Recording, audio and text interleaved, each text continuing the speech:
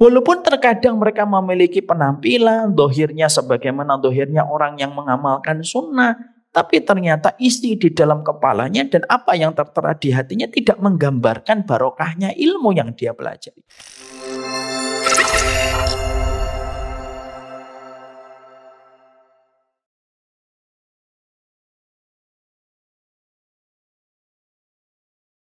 Mari kita mempelajari dulu.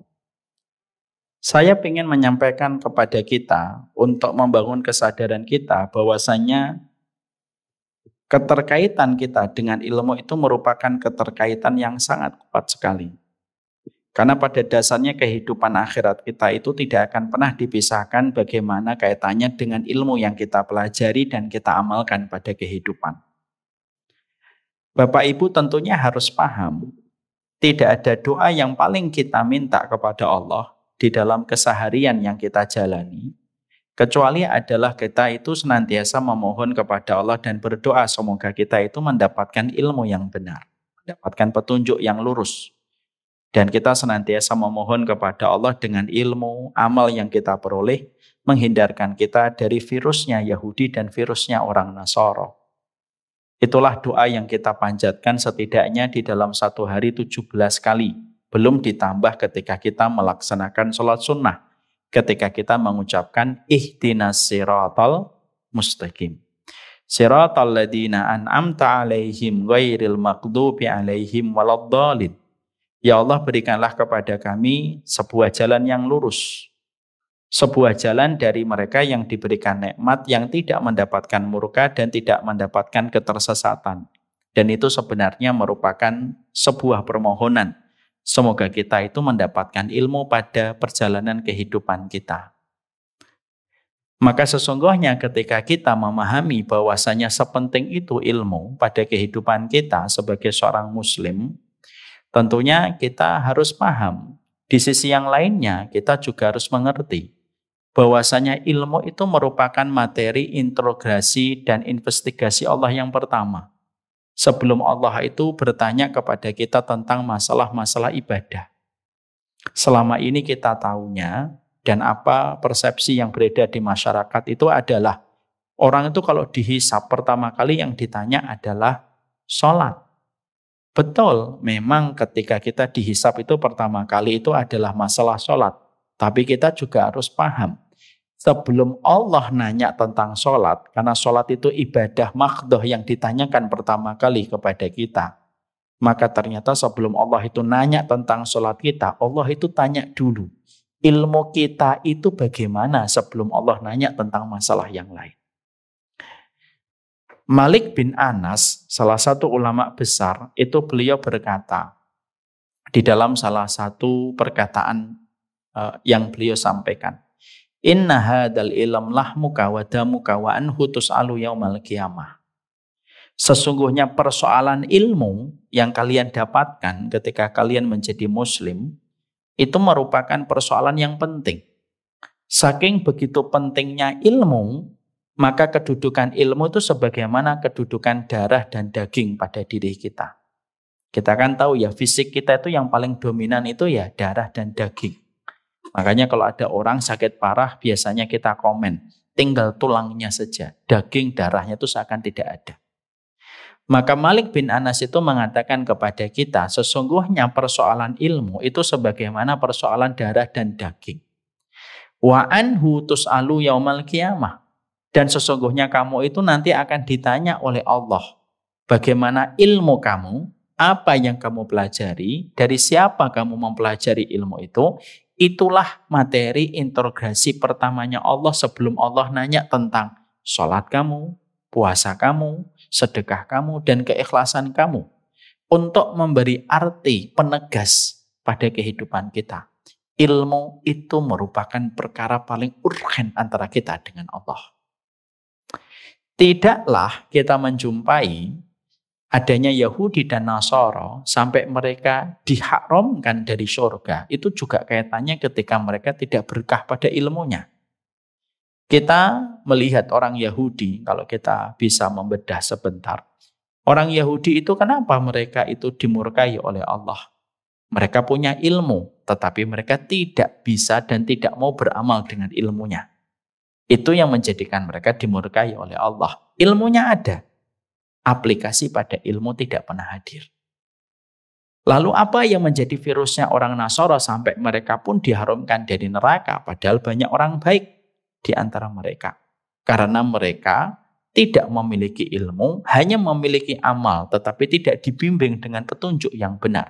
Akhirnya semangatnya melakukan kebaikan tidak mendapatkan petunjuk dan menjadikan mereka pun diharamkan oleh Allah dari surga. Lah ini yang menunjukkan kepada kita, Masya Allah ya, betapa besarnya posisi ilmu pada kehidupan kita. Dan hajat kita kepada ilmu itu bukan hajat biasa, tapi memang hajat yang besar. Sebagaimana dengan bahasa yang paling lugas, yang paling gampang, kita itu kalau ingin mendapatkan pekerjaan di Jakarta, minimal kita harus punya ijazah S1, ilmu yang kita bisa bawa untuk kita lamar ke satu perusahaan. Ingin mendapatkan pekerjaan di Telkomsel, S1, kamu harus punya sebelum melamar pekerjaan di Telkomsel. Kita ingin BP, British Petroleum, minimal kita S1 untuk kita bawa form ijazah kita supaya kita bisa diterima. Kalaulah hanya di Pertamina, kalaulah hanya di BP, ternyata kita sepakat, ternyata ada ilmu yang harus kita miliki, apalagi tentang surga. Jangan sampai kita mengkondisikan bahwasanya surga itu kualitasnya lebih rendah daripada tempat profit bekerja di Jakarta. Lalu kita mengatakan tidak butuh ilmu, yang penting kita beramal. Karena sesungguhnya itu pun merupakan sebuah perangkap setan dalam kehidupan manusia. Cuma masalahnya ketika kita sepakat bahwasanya ilmu merupakan posisi yang paling penting antara manusia dengan Robnya itu terletak pada ilmu, tapi kita juga tidak menafikan. Kalau proses kita, interaksi kita dengan ilmu tidak dengan interaksi yang benar, maka yang terjadi juga banyak penyimpangan. Yang akhirnya bukannya kita mendapatkan barokah dari ilmu itu, tapi bisa jadi akhirnya berakibat kita terjerembab kepada sebuah kesalahan-kesalahan besar kalau kita tidak terbiasa berinteraksi dengan ilmu secara jujur.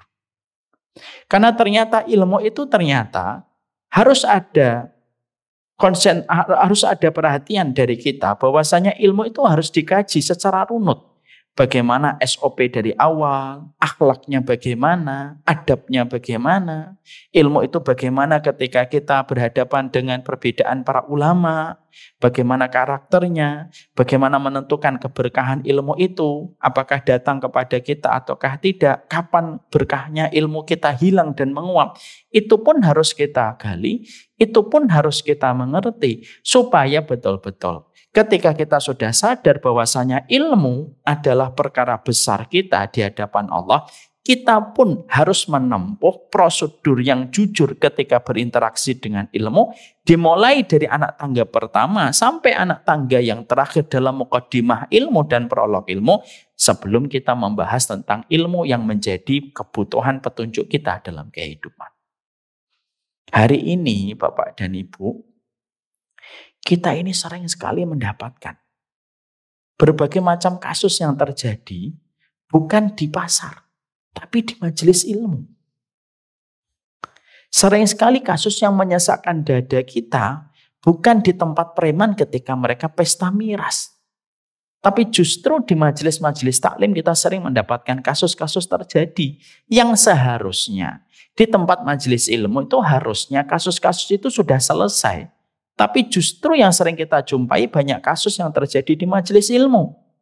Ada orang yang ngaji tapi ternyata penuh dengan kesombongan. Ada orang yang ngaji ternyata di depan majelisnya tampak baik, tapi ternyata kalau sudah pulang dari tempat kajiannya, maaf, dia seakan-akan menjadi walinya setan. Tapi ketika ngaji dia seakan-akan menjadi walinya Allah. Itu kan berbagai macam hal yang kita khawatirkan. Kalau kita tidak betul-betul belajar, mempelajari ilmu dengan muqaddimah yang kita pelajari terlebih dahulu, prolognya betul-betul kita mengerti dengan baik, kita khawatir. Berbagai macam kasus-kasus ilmu yang sering kita jumpai di majelis taklim itu bisa menimpa kepada siapapun. Yang ketika mereka belajar tidak terbiasa dengan muqaddimah ilmu. Ya. Karena apa? Belum jaminan orang yang berada di majelis ilmu itu akan lahir sikap yang baik dan benar. Saya ambilkan beberapa contoh untuk semakin memperkuat penjelasan kita. Dan semakin menegaskan kenapa kita butuh prolog dulu sebelum kajian kitab nanti pada kitab induk yang kita pelajari. Contoh yang pertama, mari kita mengambil di panggung sejarah supaya akhirnya gampang untuk kita mengerti. Pada waktu kita melihat sejarah, kita itu melihat ada seseorang yang bernama Abdurrahman bin Muljam. Abdurrahman bin Muljam. Orang ini adalah orang yang solih pada zaman Umar bin Khattab. Bahkan beliau mendapatkan gelar mukri. Mukri itu orang yang diberikan ijazah untuk mengajar. Mukri. Orang yang apabila dia akan pergi, biasanya Umar bin Khattab itu memberi rekomendasi. Rekomendasinya apa? Ini orang bisa ngajar Quran. Karena untuk ngajar Quran pada zaman khilafah dulu, harus betul-betul mendapatkan rekomendasi dari orang yang bisa mengeluarkan rekomendasi. Abdurrahman bin Muljam itu yang mengeluarkan rekomendasi beliau untuk mengajar, itu Umar bin Khattab radhiyallahu anhu. Tapi tahukah kita, seorang Abdurrahman bin Muljam ketika beliau lahir dari rahim ilmu, beliau sampai mendapatkan rekomendasi, tidak main-main, rekomendasinya dari Umar bin Khattab radhiyallahu anhu. Tapi ternyata seiring dengan perputaran waktu, akhirnya Abdurrahman bin Muljam itu memiliki pemikiran berbahaya. Yaitu ketika dia mengkafirkan beberapa sahabat. Siapa itu salah satunya? Ali bin Abi Thalib, Muawiyah, Abu Musa al-Asy'ari, Amr bin As. Ini 4 sahabat yang dikafirkan. Tidak hanya masalah mengkafirkan dan menyesatkan, Abdurrahman bin Muljam itu sepakat membentuk satu tim khusus. Tim ini dibagi pekerjaannya. Kamu membunuh Muawiyah, kamu membunuh Abu Musa al-Asy'ari, kamu membunuh Amr bin As, saya membunuh Ali bin Abi Thalib. Masya Allah, tidak main-main. Sampai akhirnya hari eksekusi itu datang. Masing-masing mereka mengeksekusi 4 orang yang tadi saya sebutkan, semuanya gagal. Yang berhasil 1, Abdurrahman bin Muljam. Dibunuh itu Ali bin Abi Thalib tersungkur. Yang menarik adalah ketika Abdurrahman bin Muljam langsung tertangkap oleh para sahabat yang saat itu mendapatinya membunuh Ali, maka karena emosi para sahabat itu mukulin dia. Pukul sana, tendang sana. Tapi pada saat itu ketika Abdurrahman bin Muljam dipukulin, dia tetap berzikir sama Allah. Astagfirullah. Pelang, subhanallah. Sampai ada satu sahabat yang gregetan ketika melihat dia selalu berzikir, padahal di sisi yang lainnya baru saja dia membunuh Ali bin Abi Thalib. Tangannya pun belum kering itu darahnya Ali bin Abi Thalib, seorang penduduk surga yang telah dinobatkan oleh Allah. Maka ketika ini belum kering, akhirnya ada salah satu sahabat itu yang gregetan mengatakan, udahlah, potong itu aja lidahnya. Ketika dia mendengar bahwasanya dia akan dipotong lidahnya, dia ketakutan. Lalu mohon supaya lidahnya tidak dipotong. Ada satu orang yang hadir di tempat itu lalu berkomentar, wahai Abdurrahman bin Muljam, ketika engkau dipukuli tidak ada rasa ketakutan. Dan Abdurrahman bin Muljam itu tidak pernah menyesal. Ketika baru saja membunuh Ali dan dikabarkan kepadanya, orang yang kamu lukai itu meninggal dunia, Ali bin Abi Thalib. Dan dia penduduk surga, dia tidak pernah menyesal. Karena dia tetap yakin bahwasanya Ali bin Abi Thalib itu telah kafir. Maka ada orang yang tanya sama Abdurrahman bin Muljam, kenapa kamu ketika dipukuli tidak ketakutan, tetapi ketika kami ada yang mengancam untuk memotong lidahmu, kamu baru ketakutan. Pada saat itulah Abdurrahman bin Muljam itu bisa berkata, kalau kamu pukuli, saya masih bisa berzikir. Tapi kalau kamu potong lidahku, aku tidak bisa berzikir kepada Allah. Padahal baru saja membunuh Ali. Virus yang dimiliki oleh Abdurrahman bin Muljam ini, Masya Allah, dia tidak sama sekali menyesal. Sampai akhirnya dia dikisos, sampai akhirnya dia dibunuh, sempat ditanya untuk bertobat sebelum dia itu meninggal dunia ketika sebelum dieksekusi dengan kisos. Menyesal nggak membunuh Ali bin Abi Thalib? Menantunya Nabi, istrinya penduduk surga, anaknya juga penduduk surga, 2 orang gitu. Tidak menyesal sama sekali. Dan itu betul-betul nyata. Kita tentunya belajar dari fenomena Abdurrahman bin Muljam. Oh, ternyata ada orang yang mereka lahir di majelis ilmu, tapi belum tentu jaminan bahwasanya sikapnya itu akan menjadi benar. Dengan apa yang terjadi pada hidupnya ketika dia tidak bersentuhan dengan ilmu, tetapi tidak mendapatkan keberkahan. Makanya maaf ya, kadang-kadang kita temukan banyak orang yang memiliki pemikiran dan virus sebagaimana Abdurrahman bin Muljam. Mungkin dia ngaji, mungkin dia ikut taklim, mungkin senior ketika dia mengadakan kajian. Tapi begitu gampangnya dia begitu untuk menyesatkan. Begitu mudahnya bagi dia untuk mengatakan ini majelis taklim sampah, ini majelis taklim lalat, ini majelis taklim tidak jelas, ini majelis taklim syubhat gitu. Dan begitu gampang kata-kata penyesatan itu lahir dari lisannya. Yang mana notabene bahwasanya dia itu sebenarnya seorang penuntut ilmu. Inilah yang kita khawatirkan. Apakah sekarang Abdurrahman bin Muljam, apakah betul-betul Abdurrahman bin Muljam itu sekarang sudah tidak ada? Ada. Dalam bentuk versi nama yang berbeda. Tapi pemikirannya itu sama. Bagaimana kita jumpai bahwasanya banyak orang yang mereka lahir di majelis ilmu, menyadari penting bahwasanya ilmu merupakan jalan menuju kepada surga. Tapi ketika menyadari bahwasanya ilmu merupakan jalan untuk menuju surga, belum tentu proses berkah didapatkan dalam prosesnya dia mencari ilmu. Akhirnya apa? Ya ujung-ujungnya nyasatin orang, Pak. Ujung-ujungnya berbagai macam niat itu menyeleweng dari tujuan dia ketika belajar.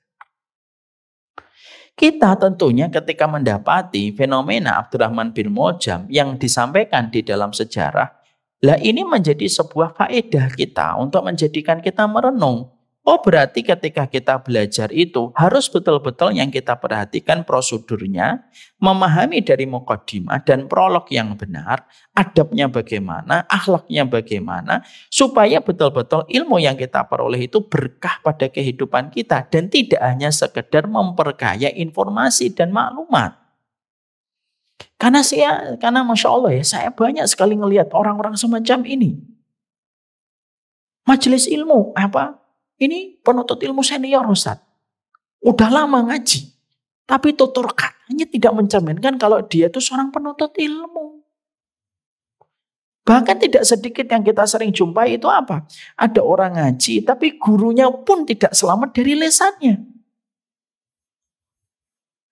Walaupun terkadang mereka memiliki penampilan, dohirnya sebagaimana dohirnya orang yang mengamalkan sunnah, tapi ternyata isi di dalam kepalanya dan apa yang tertera di hatinya tidak menggambarkan barokahnya ilmu yang dia pelajari. Dan itu khawatir, itu bisa menimpa kepada siapapun. Ya, inilah yang menjadikan kita akhirnya paham. Oh berarti mempelajari muqaddimah ilmu itu penting karena segala sesuatu itu tergantung muqaddimahnya. Kita masak kambing, saya pernah tanya sama orang yang paham betul tentang masalah sate, masalah sop kambing gitu. Saya pernah tanya, Pak, apa sih kunci yang membedakan ada daging kambing yang perengus bau dengan daging kambing yang tidak sama sekali perengus? Dijawab sama beliau, itu tergantung proses muqaddimahnya ketika nyembelih Ustaz. Kalau nyembelihnya begini, biasanya perengus. Tapi kalau nyembelihnya begini, darahnya begini, insya Allah tidak perengus. Itu ternyata sangat tergantung sama muqaddimah. Makanya akhirnya inilah yang menjadikan kita dalam posisi kita sebagai seorang penuntut ilmu itu harus betul-betul menyadari pentingnya bagaimana kita berinteraksi sama ilmu, bagaimana membangun attitude kita, karakter kita, membangun bagaimana akhlak kita ketika kita mempelajari ilmu sesuai dengan apa yang harusnya kita mengerti dan apa yang kita harus pahami supaya betul-betul melahirkan keberkahan dalam proses kita belajar. Ini yang kita cari. Dan itu tidak bisa kita dapatkan keberkahan ketika kita sebagai penuntut ilmu ujuk-ujuk langsung lompat di dalam pembahasan kita. Langsung belajar tafsir, langsung belajar fikih. Ya kalau sudah kayak gitu, ya biasanya fikih dijadikan ajang untuk berdebat. Kan gitu Pak, hari ini kan gitu. Fikih itu dijadikan alasan untuk berdebat. Kamu melihara jenggot atau tidak jenggot, dijadikan alasan untuk debat. Kamu milihnya hari ini atau besok Idul Fitrinya, dijadikan debat. Dan akhirnya ngelihat orang itu selalu ngelihatnya itu dari kacamata dirinya dan kelompoknya. Dan kasus ini banyak di mana-mana. Dan sudah menjadi rahasia umum. Orang yang belajar, tapi ternyata proses dia belajar karena tidak jujur. Bagaimana prosesnya dia belajar, akhirnya yang terjadi adalah hilangnya keberkahan dalam proses dia apa yang dipelajari. Maaf ya. Saya kadang lihat fenomena semacam ini. Ada orang yang meninggalkan riba. Segala puji bagi Allah. Meninggalkan riba. Setelah meninggalkan riba, maka tanpa sadar dia menghujat, dia mencela teman-temannya yang masih berusaha dan berjibaku di situ. Lalu dia tidak menyadari bahwasanya ukuran sepatu temannya tidak sama dengan ukuran kaki dia. Dia cela, dia hujat dengan berbagai macam cara gitu.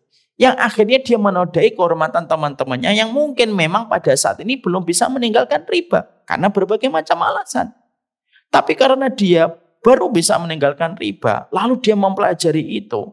Tapi tidak mempelajari bagaimana ilmu harusnya ketika dia bisa mengamalkan. Dia tidak boleh mencela dan menghujat teman-temannya yang masih berjibaku dalam kemaksiatan. Apa yang terjadi ketika tidak tahu sikap itu harusnya dimiliki sama penuntut ilmu? Yang terjadi adalah hujatan, celaan yang dia berikan kepada teman-temannya yang masih bersinggungan dengan riba. Padahal maaf ya. Dosanya riba yang paling rendah. Apa dosa riba yang paling rendah? Berzina dengan ibunya. Tapi dosa riba yang paling tinggi apa? Menodai kehormatan seorang mukmin. Dia terhindar dari dosa zina dengan ibunya, tapi dia tidak luput dari dosa ketika menodai kehormatan saudaranya. Bukankah itu adalah sebuah kesalahan kita?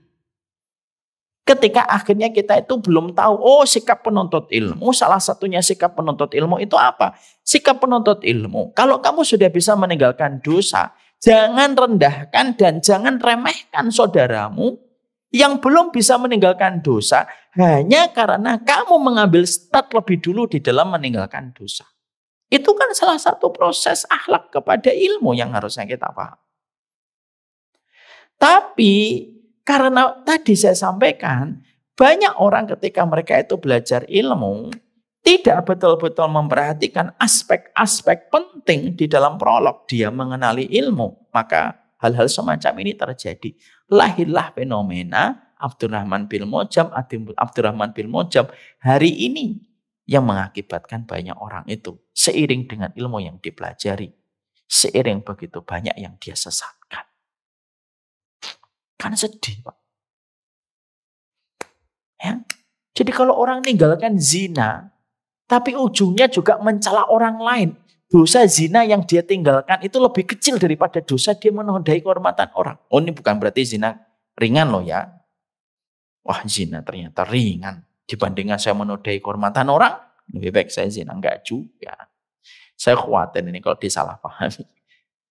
Itu yang menjadikan akhirnya kita paham alurnya. Gitu. Karena dalam perjalanan saya berdakwah sampai saya akhirnya membuat buku ini menjadi buku yang saya berikan judul Ta'aruf dengan Ilmu. Itu ya karena saya melihat satu persatu. Loh kok gelagat ini ada di mana-mana. Dan itu laris di mana-mana terjadi. Ada satu yang saya pernah jumpai, ada pemain musik. Dia ninggalkan musik, segala puji bagi Allah. Tapi setelah itu postingannya itu konfrontatif semua. Nyenggol ini, memamerkan wajahnya Ustadz ini dicoret. Terus merendahkan Ustadz ini. Baru aja dia meninggalkan musik. Yang belum tentu tobatnya pun diterima ketika dia meninggalkan musik. Dia sudah menodai kehormatan orang banyak. Dan menempatkan dirinya seakan-akan menjadi ulama besar. Yang layak membicarakan tentang masalah agama. Saya tuh kan bingung. Ini hari ini majelis ilmu tuh di mana-mana. Kajian Riyadhus Shalihin dibahas. Kajian tentang 175 jalan ke surga dibahas. Di mana-mana membahas tentang kitab-kitab induk. Tapi ternyata seiring ketika kita mempelajari kitab induk yang kita jumpai di lapangan kehidupan tuh semakin hilang keberkahannya walaupun marak majelisnya. Padahal kan harusnya kalau kita kembalikan pada standar ideal pada zaman Nabi, semarak majelisnya itu semarak dengan berkahnya. Kalau hari ini enggak, semarak majelisnya minus barokahnya. Makanya fenomena Abdurrahman bin Muljam itu kan kita dapati nyata. Ya kan? Kita punya majelis taklim ini.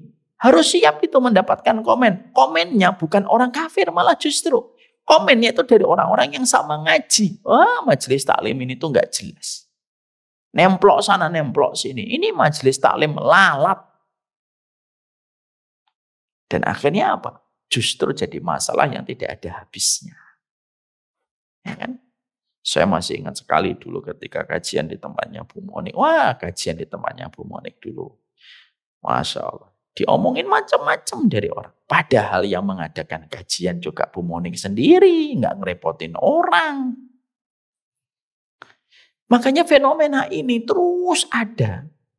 Dan kita tentunya ketika menghadapi fenomena ini tidak boleh kita membiarkan dan mendiamkan. Maka ilmu yang harus kita sikapi untuk mengobati kondisi yang semacam ini.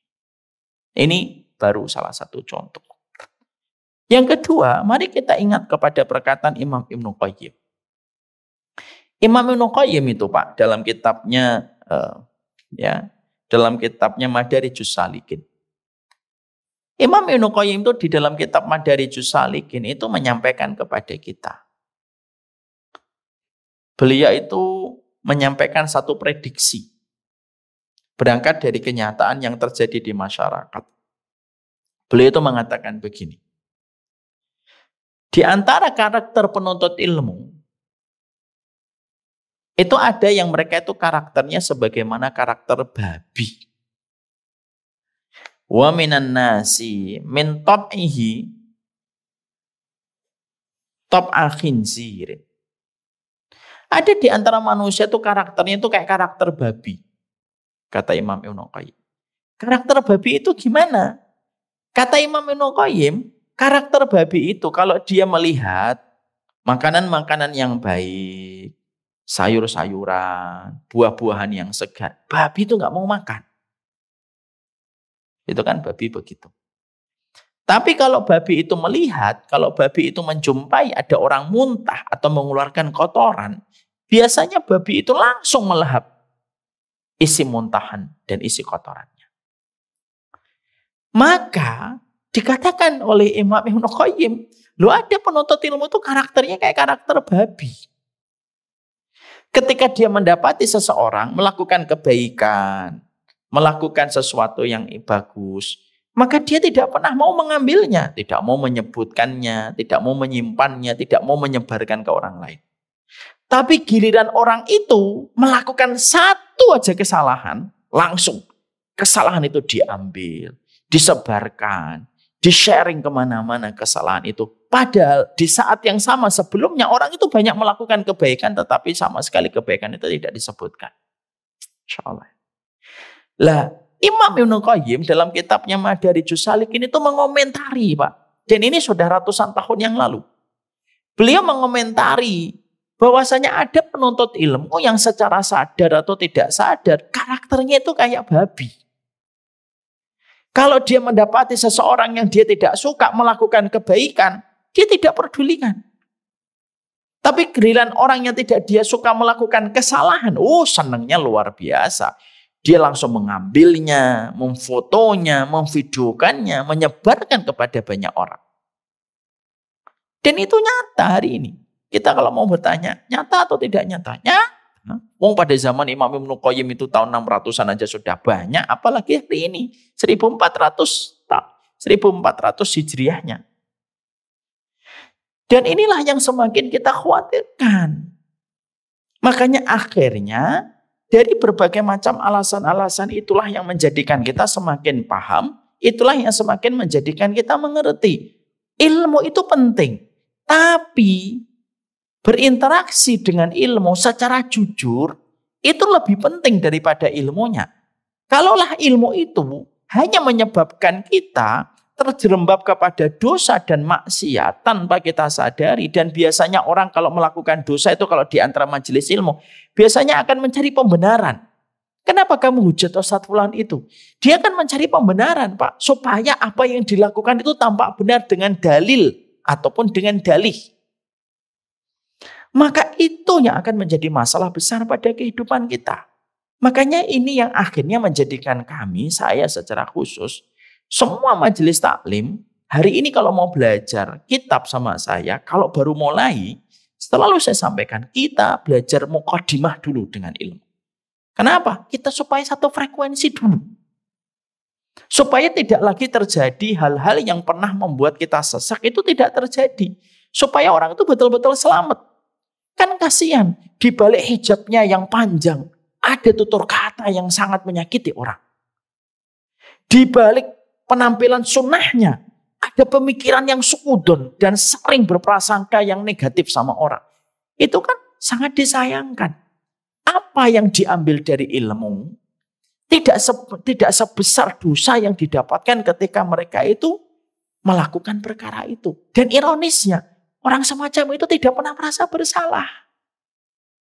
Mbak, kamu itu sudah ngaji lama, kok mulutnya masih begitu aja? Lu, inilah kamu nih cirinya orang yang awam belajar. Kamu nanti kalau sudah senior belajar akan memahami sifat saya.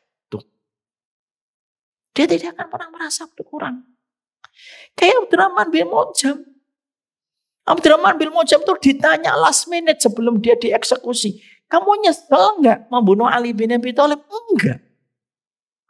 Kenapa kamu tidak nyesel membunuh Ali? Ali itu penduduk surga.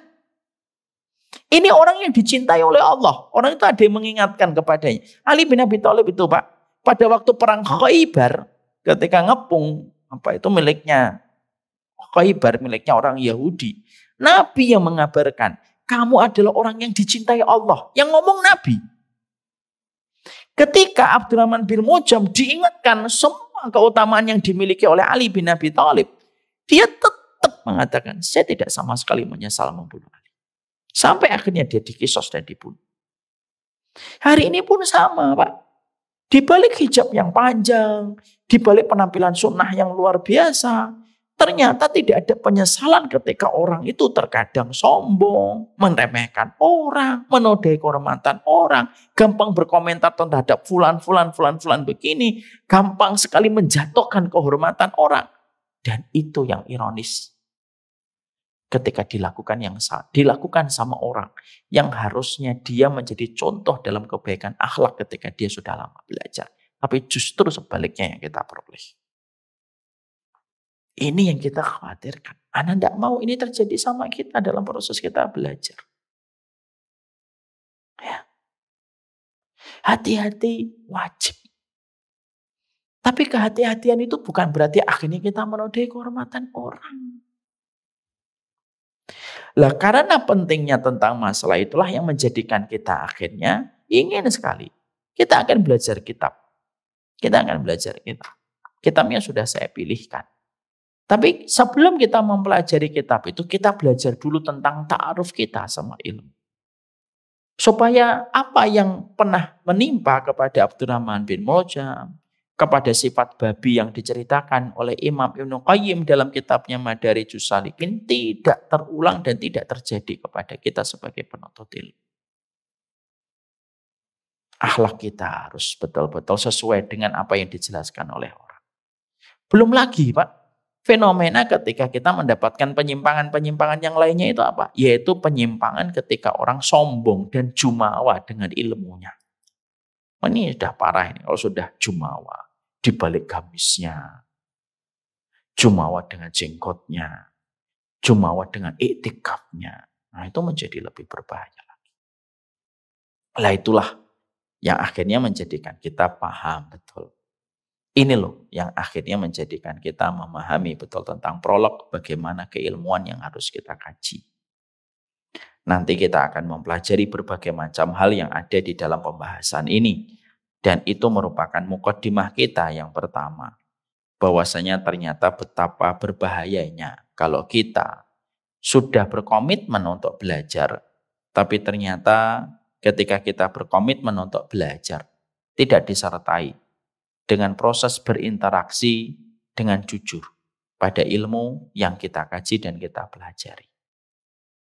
Inilah pentingnya ta'aruf dengan ilmu. Ta'aruf dengan ilmu itu bukan berarti kita mau nikah harus pakai ilmu, enggak. Yang kita harus kenali itu ilmu kita. Karena ilmu itu menjadi imam kehidupan kita, Pak. Kita ini kalau salah milih suami, penyesalannya panjang. Ya kan? Apalagi ketika kita memilih ilmu yang menjadi imam kehidupan. Komandan tertinggi dalam kehidupan kita itu ya ilmu. Makanya kalau kita salah berinteraksi dan bertaaruf dengan manusia, menyebabkan kita menyesalnya cukup panjang gara-gara kita salah berinteraksi ketika salah memilih calon yang menjadi suami dan istri kita. Akhirnya melahirkan penyesalan yang panjang. Apalagi ketika kita salah berinteraksi dengan ilmu ketika ilmu itu menjadi komandan dalam kehidupan. Jangan sampai kita bodoh terhadap ilmu, yang mana ilmu itu menjadi syarat kita dan paspor kita menuju kepada surga. Ya. Makanya inilah yang menjadikan kita akhirnya harus ta'aruf dulu dengan ilmu.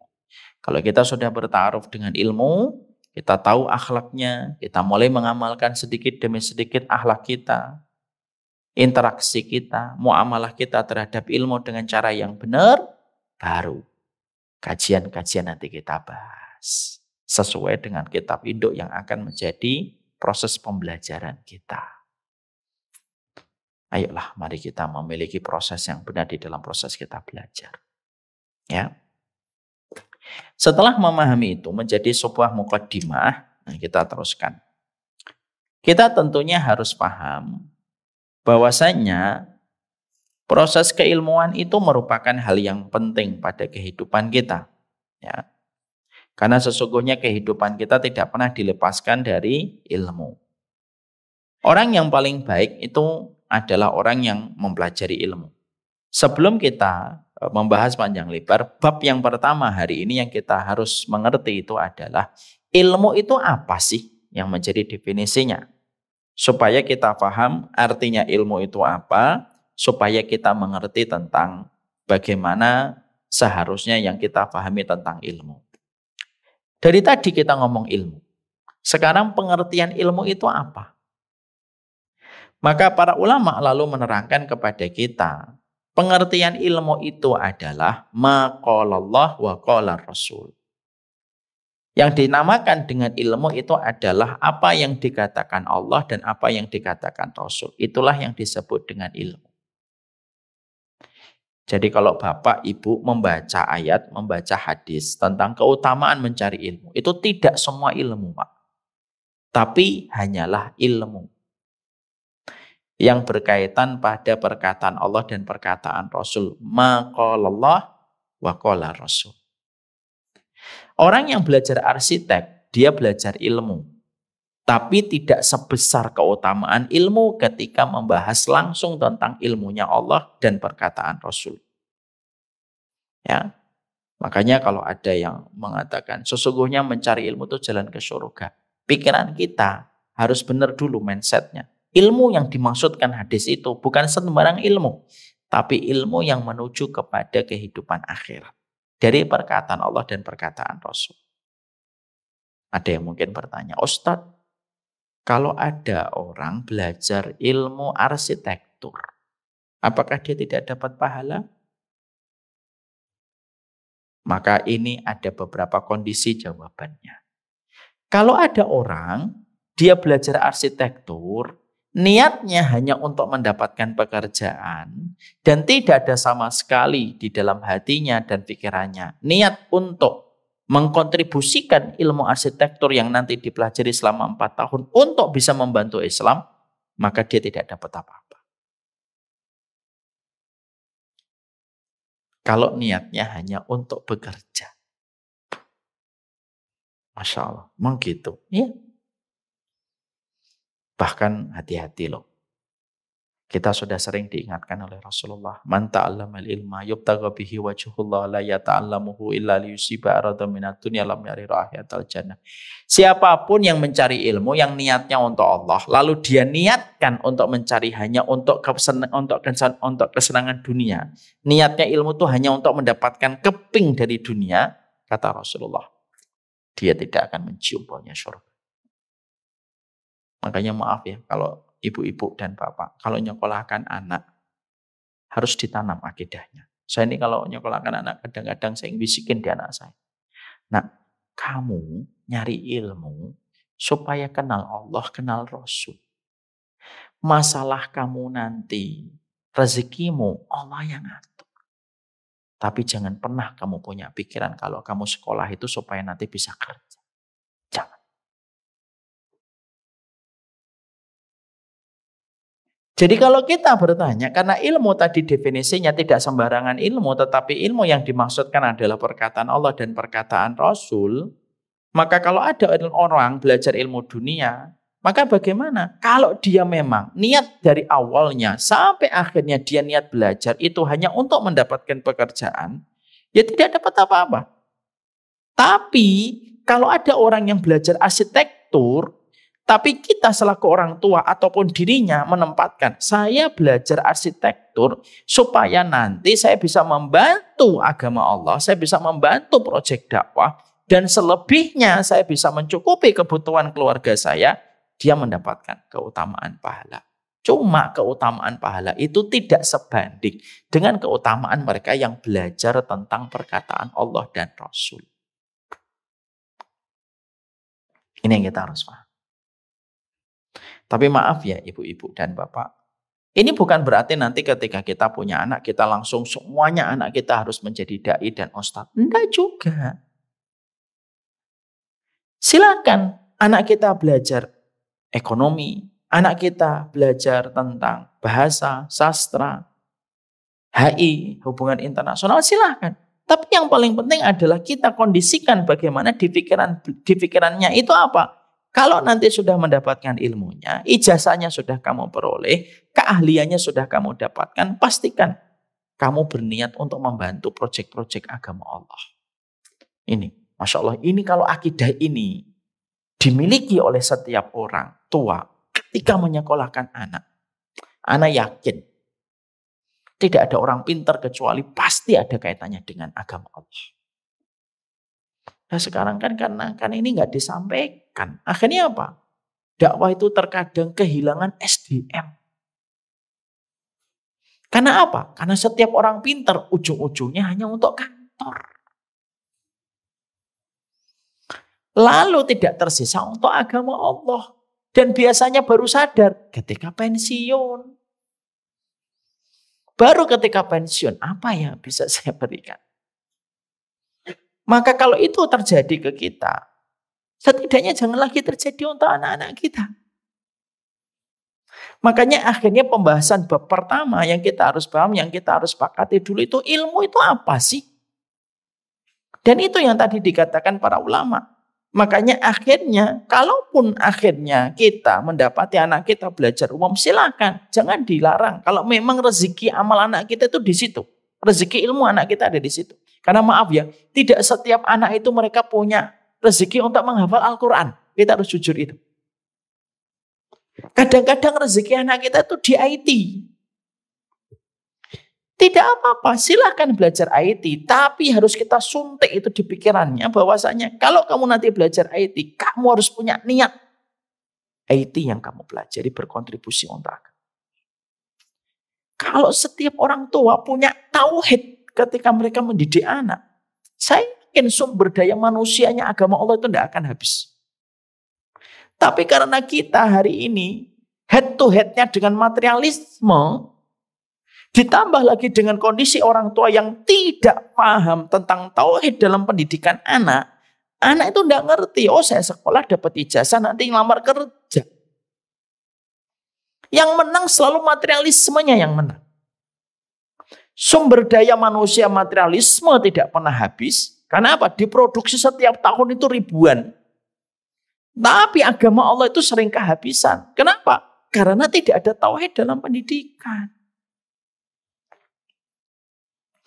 Makanya penting supaya tidak terulang lagi, kita harus ajarkan itu sama anak kita.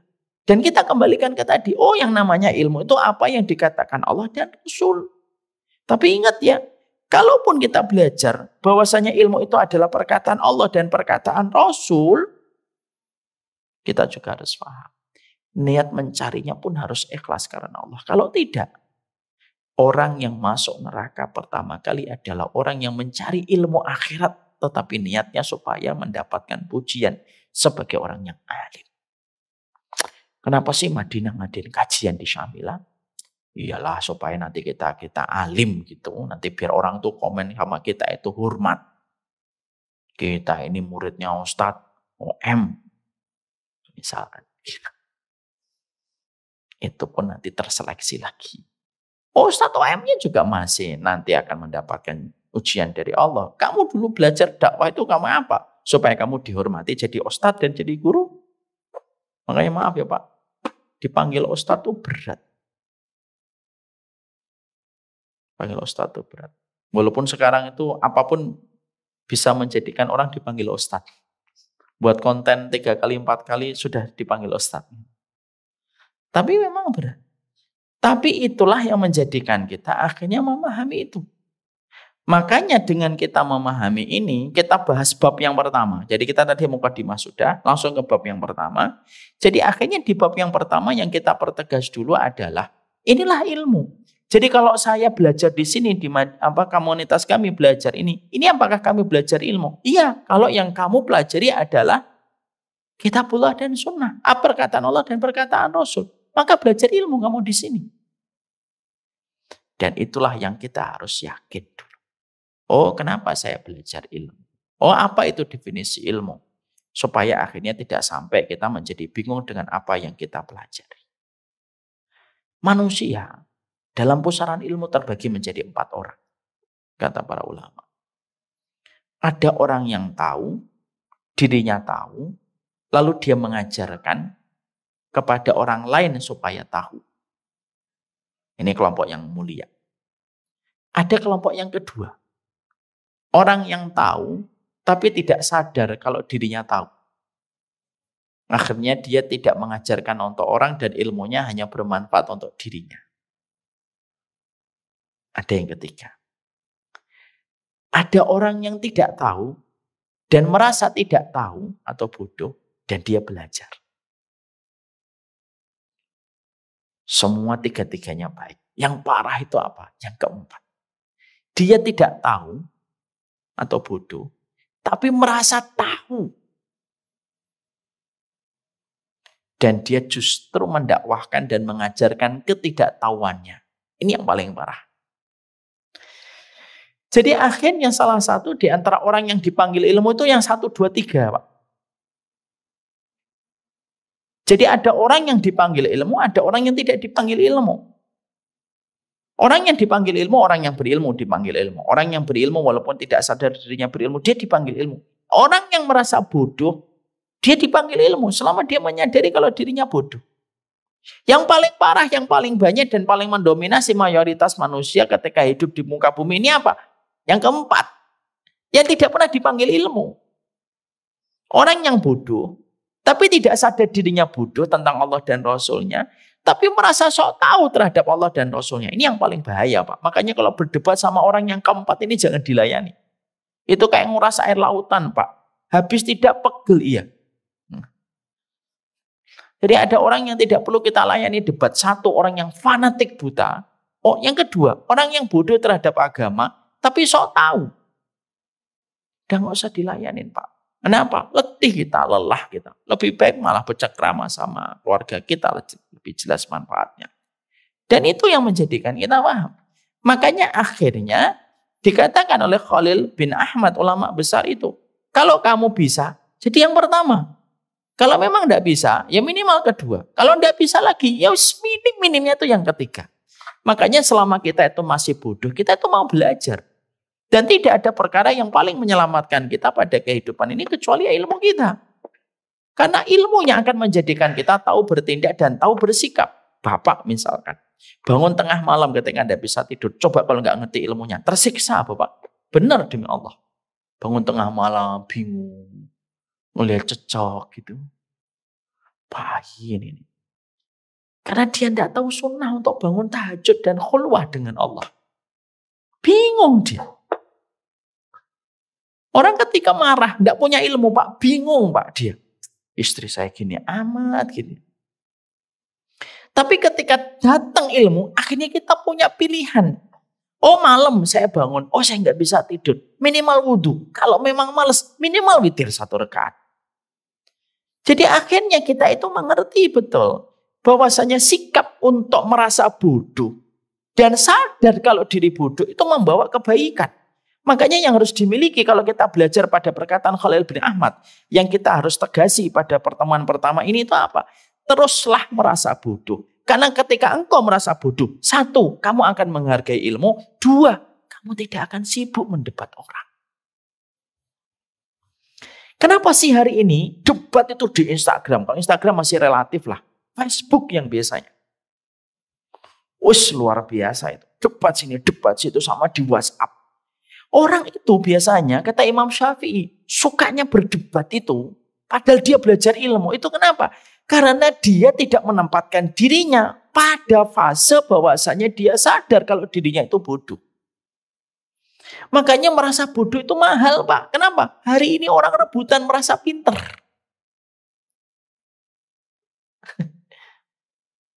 Ya kan? Baru jadi ketua majelis taklim setahun. Seakan-akan sudah Quran 32 juz dihafal. Makanya akhirnya dari bab yang pertama yang kita pahami, yang menjadi sebuah kesimpulan besar kita itu apa? Oh ilmu itu apa? Oh setelah kita mengetahui ilmu itu apa, manusia itu terbagi menjadi 4 Pak. Karena manusia itu cuma 4 ini. Kalau tidak berilmu, dia berilmu tidak sadar. Kalau tidak berilmu dia bodoh tapi sadar kebodohannya. Atau tidak? Yang keempat, dia bodoh tidak sadar kebodohan. Dan maaf yang kata Khalil bin Ahmad, yang paling mayoritas 90% yang keempat. Jadi akhirnya nanti ketika saya sampaikan bab pertama ini dalam mukadimah dan ta'aruf kita dengan ilmu, ini ngasih kepada komunitas Madinah ini apa? Energi yang besar untuk terus belajar. Karena saya merasa bodoh. Jadi orang-orang merasa bodoh itu kata Imam Syafi'i itu mahal. Kenapa? Imam Syafi'i itu jadi ulama berangkat dari perasaan dia merasa bodoh. Sampai beliau meninggal dunia pun masih merasa bodoh. Itu Imam Syafi'i. Dan kalau kita nanti merasa bodoh dengan perkataan yang disampaikan Khalil bin Ahmad, kita nggak ngelayanin debat, Pak. Coba saya nggak pernah ngelayanin debat. Bapak kalau ngeliat di Instagram saya nggak pernah ngelayanin debat. Alhamdulillah nggak ada sih yang mendebat saya. Gitu. Ya, alhamdulillah. Ada yang pernah ngomong sekali, 2 kali, setelah itu nggak ditanggepin, hilang sendiri, Pak. Betul kata bapak saya dulu. Nah kalau nanggepin orang yang menghujat kamu tuh biarkan. Lampu itu kalau sudah habis bensinnya, mati sendiri. Benar juga. Tapi akhirnya membuat kita itu sadar, udah usah debat.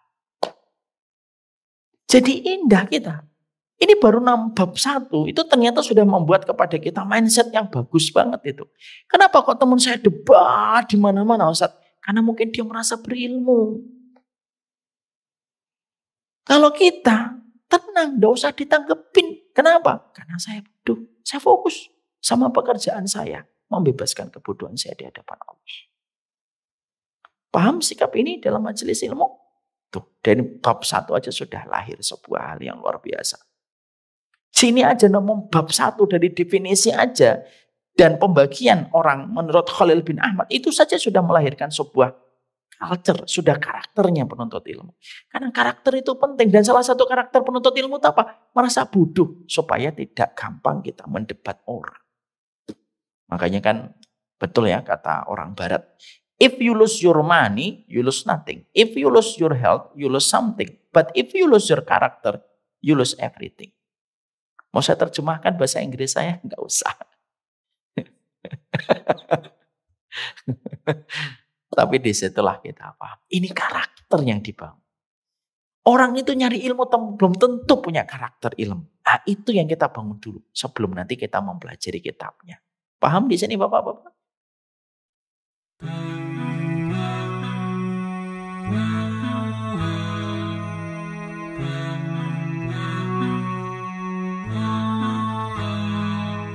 We never knew a love like this before. When you leave it in Allah's plan, He can take you to places you never know. So we leave it all in His hands. He brought me light when I couldn't see, and my deen was incomplete. But that all changed when I met you to complete half my deen. Barakallah, it's all from above, from the moments that we share.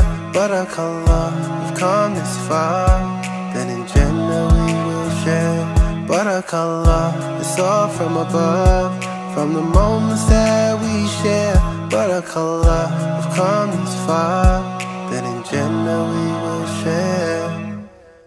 I will always be there for you, no matter what will be. I know Allah is there for us. His love will always be here. He brought us light when we couldn't see, and our deen was incomplete. Now that's all changed. Now we have each other, completed half our deen. There is a reason why we catch feelings, and our feet haven't touched the ground. Cause I got you and you got me, completing half our deen.